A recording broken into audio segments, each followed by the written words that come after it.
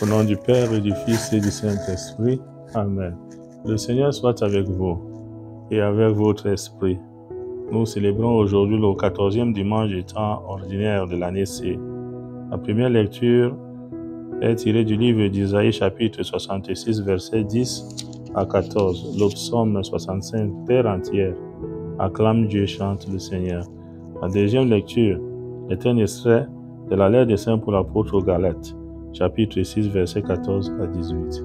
L'évangile est celui de notre Seigneur Jésus-Christ selon saint Luc, chapitre 10, versets 1 à 20. Dans cet évangile, le Seigneur rappelle à ses disciples que la moisson est abondante, mais les ouvriers sont peu nombreux. Priez donc le maître de la moisson d'envoyer des ouvriers pour sa moisson. Jésus envoie ses disciples pour porter la bonne nouvelle à toutes les localités, villes et villages. Mais il sait bien que la moisson est abondante, mais que les ouvriers sont peu nombreux. Alors, il les invite à prier. C'est la même recommandation qui nous est donnée, de prier pour les vocations, pour que le Seigneur suscite des vocations et des vocations selon son cœur. Et cet envoi à mission est accompagné, je pourrais dire ici, d'un canevas. Le Seigneur demande à ceux qu'il envoie de ne pas se soucier des biens matériels, qu'ils partent.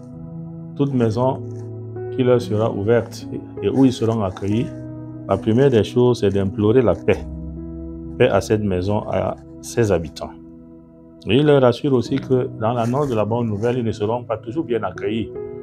Ils peuvent être méconnus, rejetés et peuvent même connaître les différences.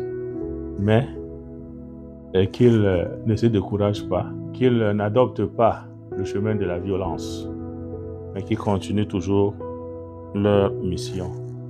Et nous voyons ces disciples qui reviennent tout joyeux, les 72, tout joyeux, et voilà ce qu'ils disent au Seigneur. Seigneur, même les esprits mauvais nous sont soumis en ton nom. Jésus leur dit, je voyais Satan tomber du ciel comme l'éclair. Vous, je vous ai donné pouvoir d'écraser serpents et scorpions, et pouvoir sur toute la puissance de l'ennemi. Et rien ne pourra vous faire du mal. Ayons la conviction que quand le Seigneur nous envoie en mission, c'est lui qui nous protège. C'est lui qui est notre rempart, notre bouclier.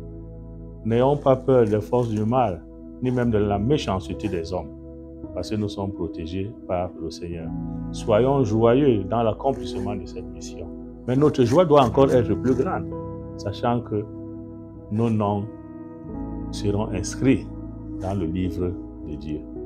Comme baptisés, nous tous, nous sommes envoyés en mission, puisque par le baptême, nous sommes des prêtres, prophètes et rois.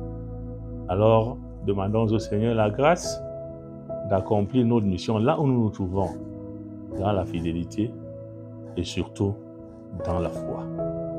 Que le Seigneur lui-même accompagne ces missionnaires qui ont abandonné leur pays, leurs frères, leurs amis pour porter la bonne nouvelle à leurs frères et sœurs. Et que le Seigneur lui-même soit leur guide et leur protecteur. Loué soit Jésus-Christ.